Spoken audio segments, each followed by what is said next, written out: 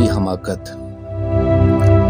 कितने नादां हैं ये दानाए ज़माना जाफर, जीते जी मर के किताबें जो लिखा करते हैं। इनसे कोई ये कहे वक्त ना बर्बाद करो, लोग कब ऐसी किताबों को पढ़ा करते हैं। खून दिल भर के कलम में ये किताबें लिखना, मैं समझता हूं दिमागों का खलल होता है। पढ़ भी ले कोई किताबों को तो फिर भी जाफर, ऐसी बातों पे कहां सोच अमल होता है।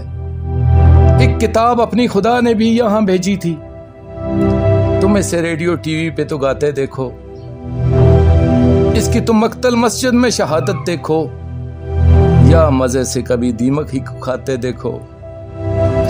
इससे बेहतर है कि मंटू सा ड्रामा लिखो, लोग देखेंगे इसे जीव को भी बहलाएंगे।